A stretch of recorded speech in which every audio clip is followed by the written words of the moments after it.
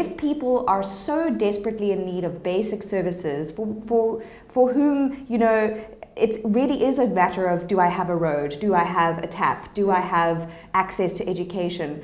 Sure, you can have my vote, whether I like your party or not, if you give me what I need. Is that good political strategy? Is that good for our democracy?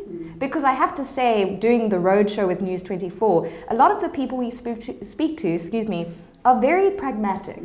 They're very much like, well, so-and-so is the ANC councillor, he comes from my area, he gives me what I need, and so I'm happy to keep voting for him. I think during the campaign process, people are very much focused on the bread and butter and the immediate issues.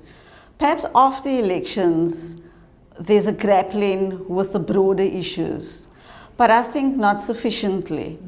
And if it is sufficiently grappled with, it's done in isolation, so in a silo. And I think what South Africans yearn for, which is inconceivable at times for political parties, is this notion of collaborative leadership. You know, you hear so often that, yes, you're on one side of the political divide or the other side of the political divide. Political parties don't want to recognize that the critique of each other is valid, number one. And number two, each has valid and good ideas also.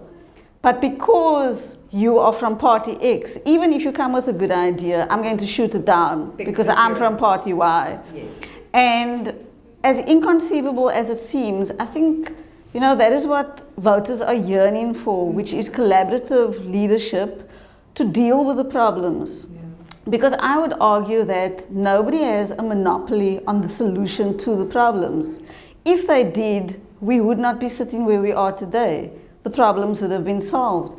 And by no means am I saying that governance is easy. Governance is really, really hard.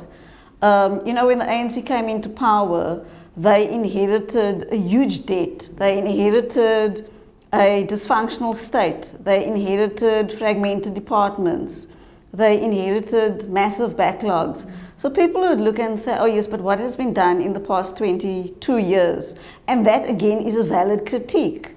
So we inherited a massive backlog and a mammoth problem, and there's many courses of action which could have been taken. And as a person sitting on the outside, people would say, well, it's easy for you to say. Exactly. And so I acknowledge that governance is really hard.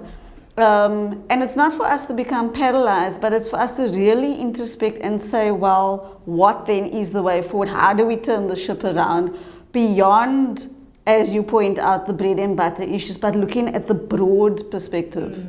And I mean, that is really the question that will face the politicians who take over after August the 3rd. This big ship of the South African economy, this big ship with the disparity between rich and poor.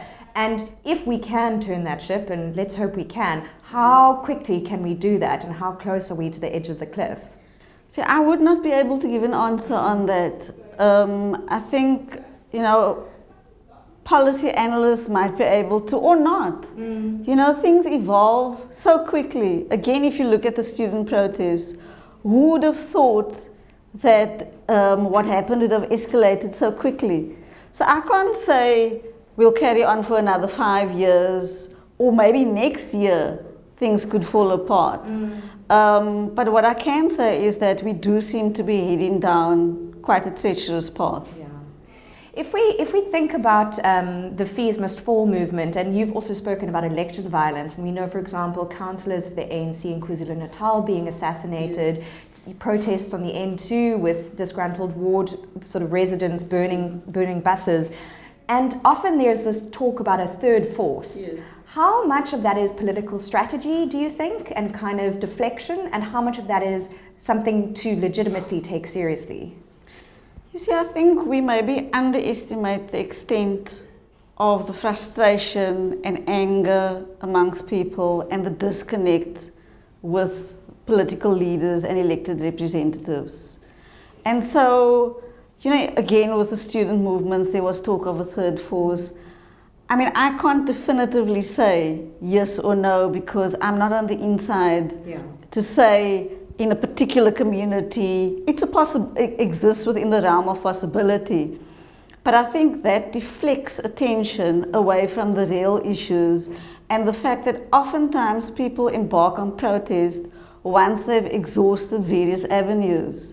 So all the participation mechanisms, the contacting the counsellor, all of those things, there is an attempt at that.